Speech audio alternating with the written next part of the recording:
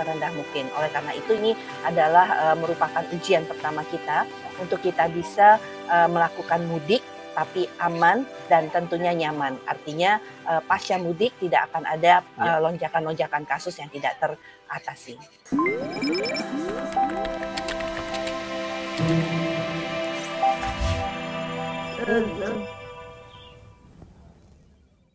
Ini dia yang tadi menggembirakan, mudik tahun ini akhirnya bisa lebih leluasa. Sebetulnya bukan sebebas-bebasnya ya, tapi agak lebih leluasa. Karena kalau kemarin tuh sempat ada penyekatan, orang kucing-kucingan jatuhnya. Tapi mudah-mudahan hari ini sudah tahun ini sudah lebih leluasa. Nah, 80 jutaan nih diperkirakan Pak Jokowi sampai menyebut 80 jutaan akan mudik kali ini.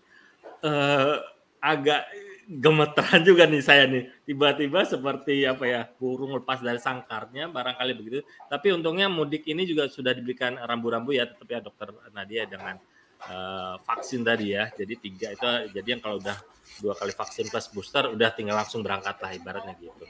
Yang sudah 2 kali vaksin hanya perlu antigen negatif dan tentu saja harus negatif.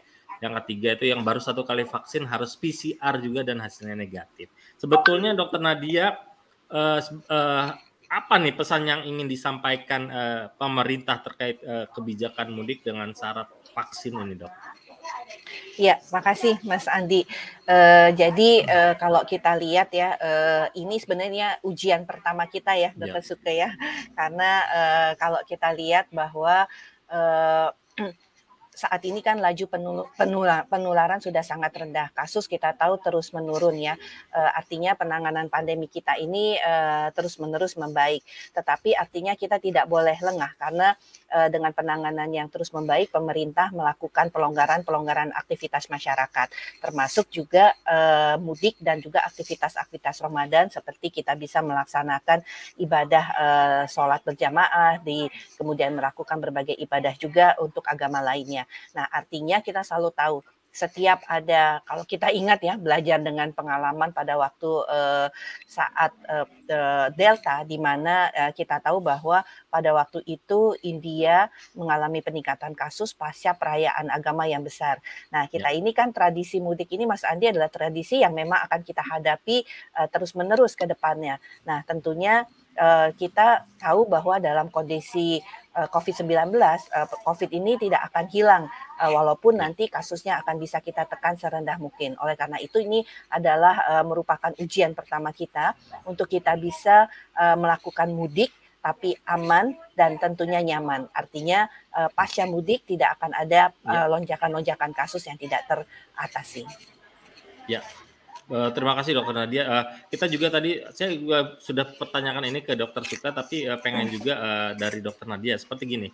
Ini kan begitu pemerintah bilang oke, silakan mudik tapi syaratnya harus divaksin ya. Berbondong-bondong orang tiba-tiba sampai sekarang pun masih antri begitu ya Dokter Nadia. Artinya masyarakat kita masih bisa loh katakanlah dipaksa gitu untuk vaksin. Saya tidak tahu kalau tidak ada kebijakan mudik ini apakah vaksinasi ini akan berjalan secepat sekarang atau tidak? Komentar Dokter Nadia gimana? Iya, sebenarnya pemerintah akan tetap menjalankan vaksinasi booster ini sesuai dengan yang sudah kita tetapkan ya.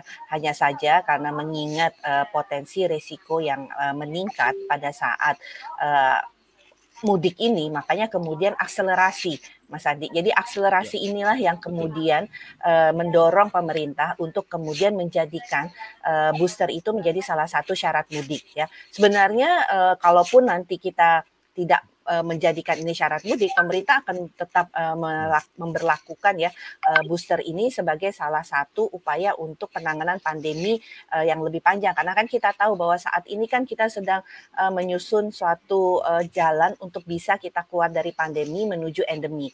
Nah, tapi kita tahu untuk menuju endemi itu perlu waktu. Sementara mudik ini udah tinggal bulan depan ya. Nah, tentunya kita nggak mau kalau nanti dalam perjalanan kita menuju endemi ini terjadi kembali peningkatan kasus sehingga kita harus kembali ya melakukan pengetatan. Artinya upaya yang kita lakukan untuk menurunkan, menekan virus tersebut, tidak memberi kesempatan si virus tadi berkembang, itu yang kemudian kita tidak mau menjadi suatu yang gagal ya, karena kemudian Ya. ada mudik yang besar-besaran. Oleh karena itu sebenarnya syarat booster untuk mudik itu adalah suatu bagian Ya. akselerasi percepatan supaya Oke. kalau orang mau mudik aman, ya udah booster dong gitu. Betul, betul.